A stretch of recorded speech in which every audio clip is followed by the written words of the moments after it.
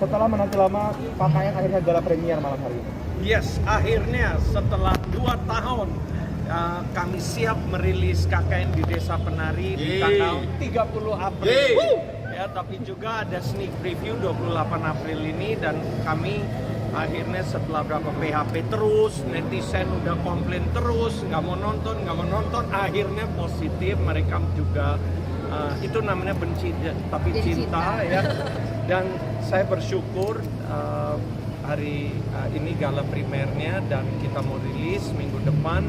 Ya, ini tanda-tanda yang positif dan timingnya juga sangat bagus ya, hari Lebaran ya, tepat momentum liburannya panjang ya. Mudah-mudahan semua ada hikmahnya setelah 2 tahun mundur dan akhirnya tayang. Perbedaan signifikannya apa tuh? Yang uncut, versi uncut dan yang non uncut? Oke.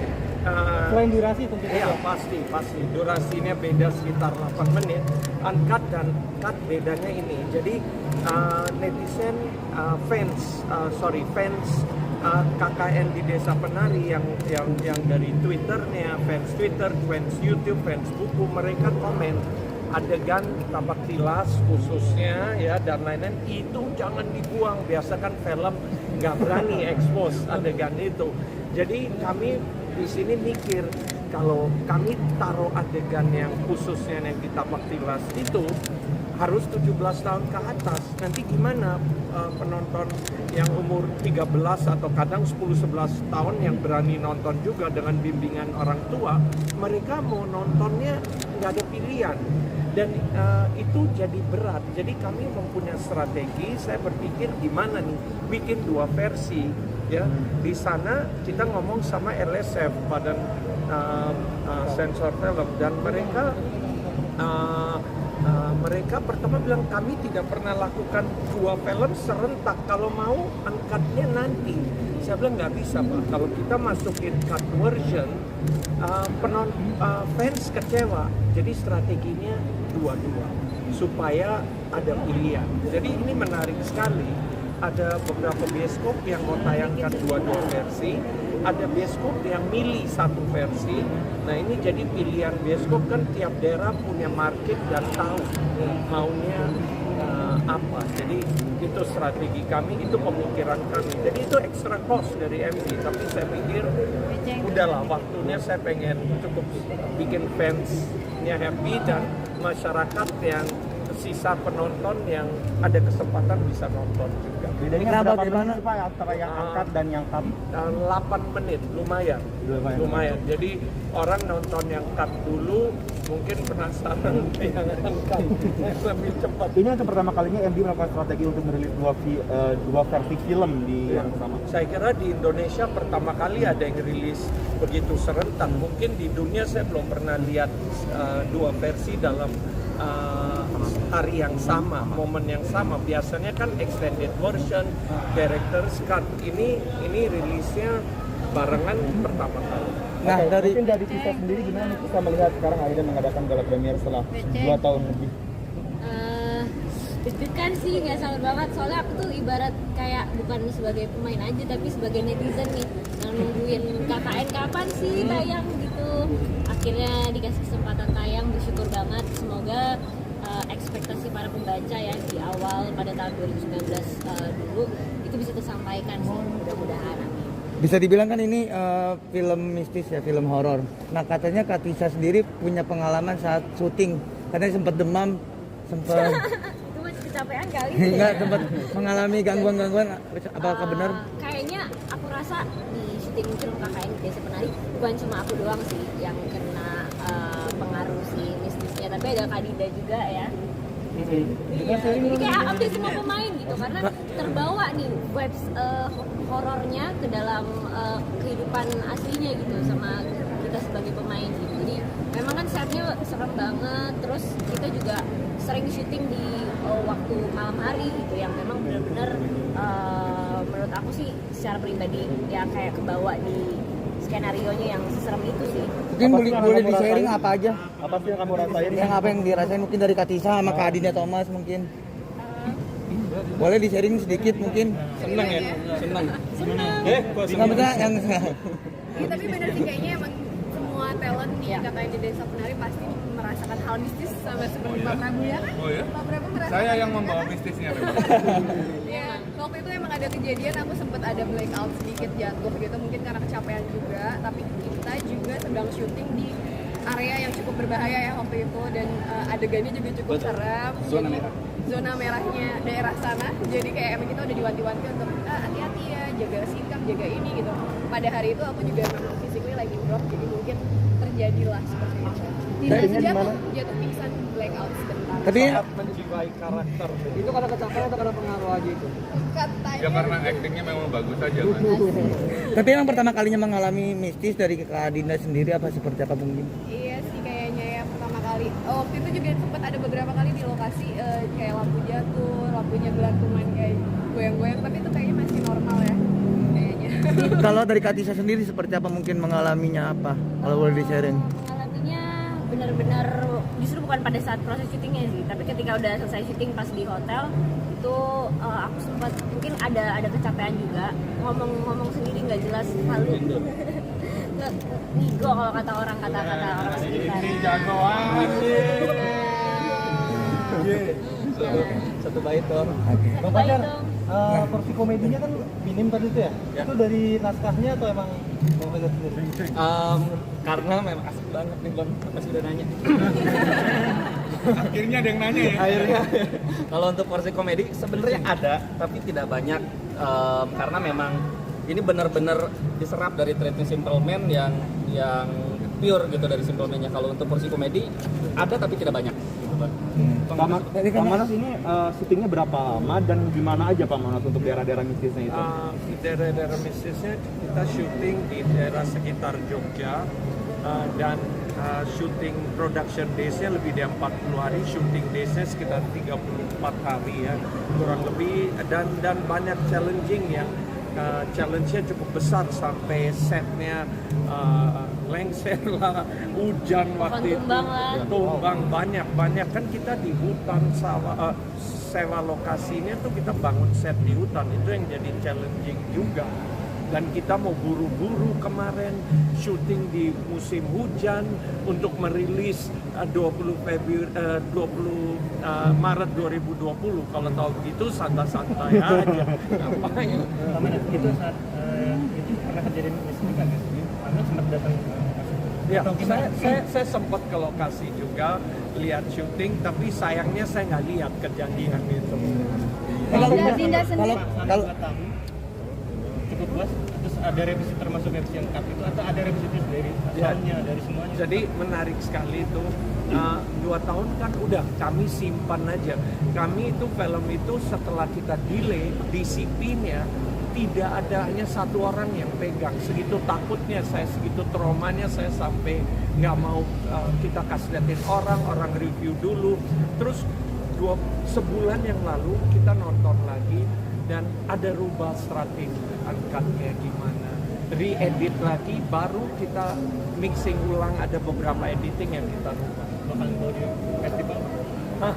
Ya kalau memang layak, ya kita kan gini, saya festival kan nggak jadi target. Kalau Anda merasa kalau memang ini pantas ya why not, kalau dapat kesempatan kami ya, tapi kan saya punya target untuk penonton. Nah, ini sang sutradara teman-teman. Tersangkanya ya, silakan ditanya. Kak Tisa mungkin Dinda Bapak, sendiri.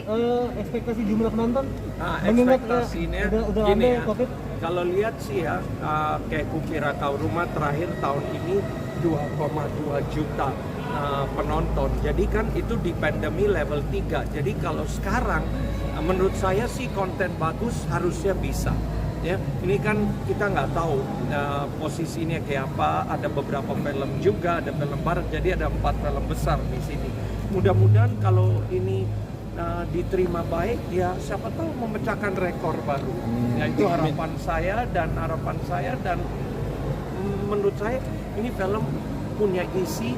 Saya nonton lagi kayak nggak bosen, jadi saya punya feeling yang sangat kuat.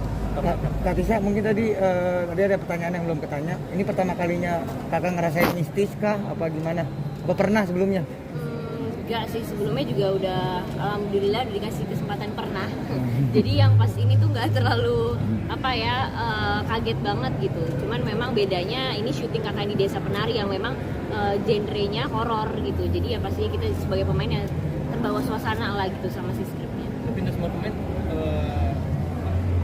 ya ceritanya dengan cerita juga apa modelannya atau gimana sih? Ini kan kisah nyata ya? Nyata kan? Gimana sih? Dari kisah Mungkin Kelvin Dari Kevin dulu. Memang sebenarnya kan kisah ini memang pernah terjadi ya Mas ya. Cuman memang kita ada beberapa juga yang kita nggak bisa reveal ke teman-teman media karena pokoknya yang saya kasih tahu adalah salah satu dari cast ini adalah yang memang pernah ngobrol juga sama salah satu dari pokoknya itu rahasia deh. Tapi salah satu karakter itu. ya. Jadi kita juga dapat informasinya juga sedikit banyak juga terbantu lah gitu karena kan ini sesuatu yang memang pernah terjadi gitu ya. Jadi kita juga menciptakan karakternya juga memang based on sesuatu yang pernah terjadi. Ya, kalau ada yang nonton itu juga itu biar dia kasih tahu alurnya. Itu nggak sampai itu. Udah. Saya kita semua tapi dapat arahan banyak sih prosesnya sebelum syuting, ada workshop, ada reading, ada belajar juga aksen Jawa gitu. Kita dapat banyak banget. Ada yang belajar nari juga, workshop sama ular juga. Jadi prepare-nya emang panjang banget sampai milih ular juga lama ya Pak Awi ya. Berapa kali ganti ya ularnya? Kenalan di awal. Nah, yang akhirnya jadinya kita ngebuat sebisa mungkin ngasih roh untuk semua karakter yang ada di situ. Kita kompak bareng-bareng sebagai tim KKR nih yang akan mainin karakter-karakter kita untuk isi adegannya. Jadi kita pasti banyak ngobrol nonton. Indah tadi ada adegan dililit ular dan ditumpuk ular, itu seperti apa diceritain? Pertama kali kan mana-mana atau udah berani? Pertama kali ya kebetulan dapat tantangan dari Pak Manoj. Ngomongnya kayak bakal ada adegan sama ular. Ternyata saya dililit ya Pak ya. Pas udah oke sign kontrak sama Dinda dililit Pak. banyak chemistry dulu ya. Syaratnya berani nggak sama ular? Pertanyaannya itu doang loh awalnya. Tapi saya nggak dijelasin dililit terus udah gitu pas lagi workshop kebetulan ularnya kurang cocok. Jadi Pak Awi waktu itu minta berapa kali ganti ular ya Pak? Wah, ini dia jagoannya. Marinya nih.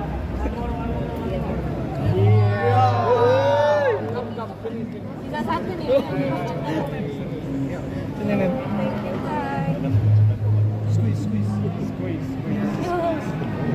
Oke. Sehingga Kak Dinda lanjutin lagi. Lanjut tadi. Iya gitu, jadi pas workshop Pak Awi sempat pilih beberapa kali size ular yang sampai pas. Mungkin Pak Awi yang bakal jelasin kenapa ularnya diganti-ganti pada hari itu. Takut nggak sih pada saat itu Kak Takut Dinda? banget pastinya. Takut kalau kalian lihat video workshop sih kelihatan banget mau Kak Dinda sampai pucat. Sampai pucat, aduh bisa gak ya batal kontrak gitu. Jangan baca pikirannya. Aku Cuma ya satu hari nangis loh Pak gara-gara ularnya tuh ngamuk gitu pada waktu awal berusaha dililit gitu. dan ada caranya menjaga handle ularnya juga. Betul. Tapi kan bisa dibilang kan Kak Dinda kan sering backpacker ya, maksudnya bisa menyatu dengan alam. Tapi kan nggak sama ular mas, sama awan ya. Saya baru pertama kali kalau sama ular. melintah. Ular jinak terus kemudian bisa dipegang-pegang. Ular yang kayak workshop itu berat-berat. Jadi dari satu ruangan bareng sama ular jauh-jauhan sampai deketan, sampai pegang.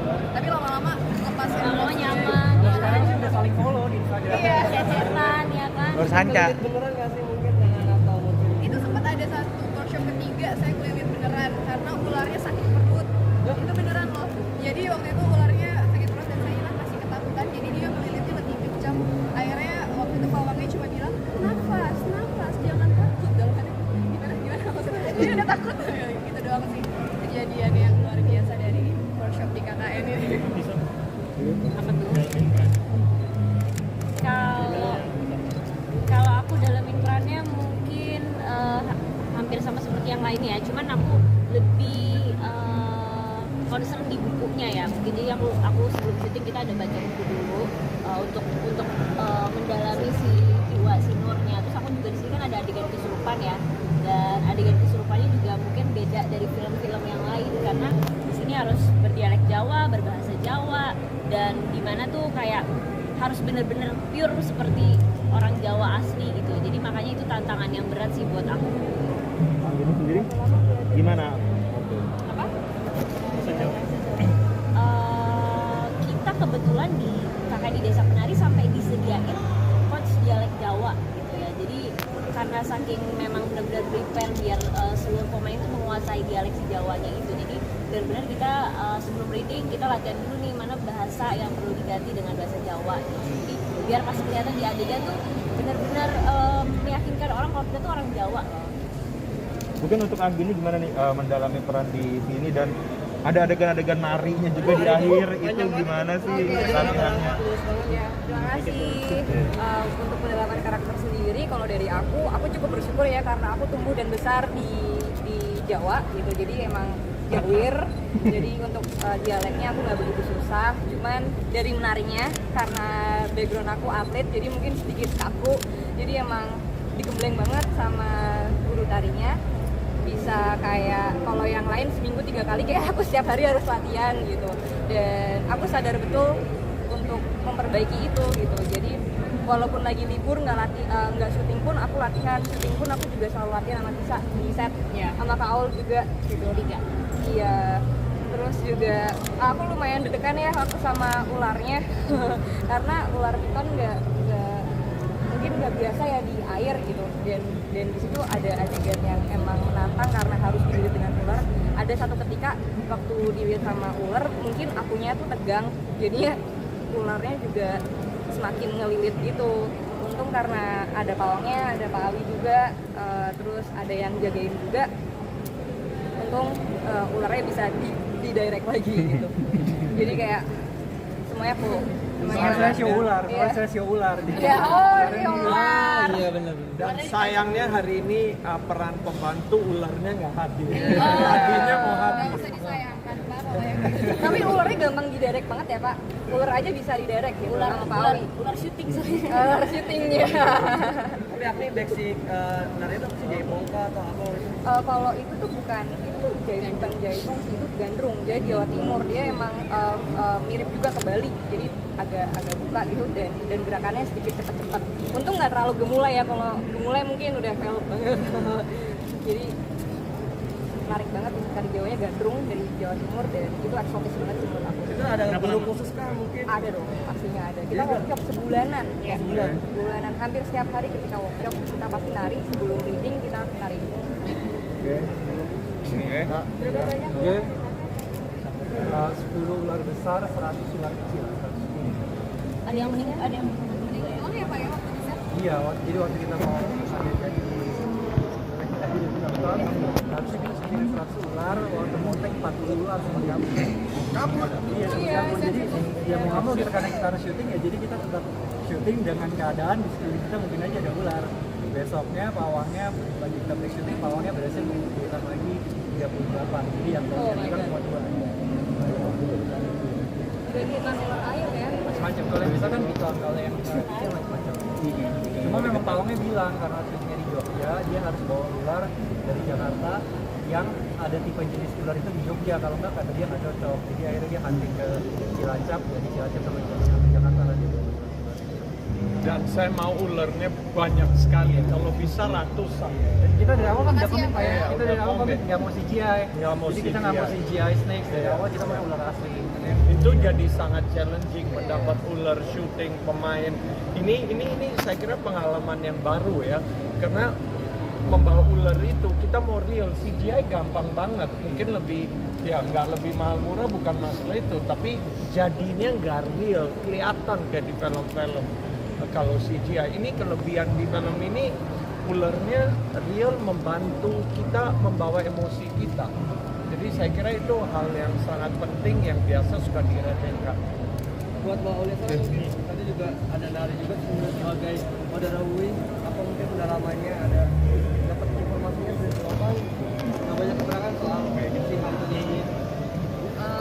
Tapi menurut aku kayaknya Badara udah cukup jelas ya, karakternya dia kuat kan, terus juga memang tujuannya dia mau mengambil jiwa salah satu dari anak-anak KKN ini gitu.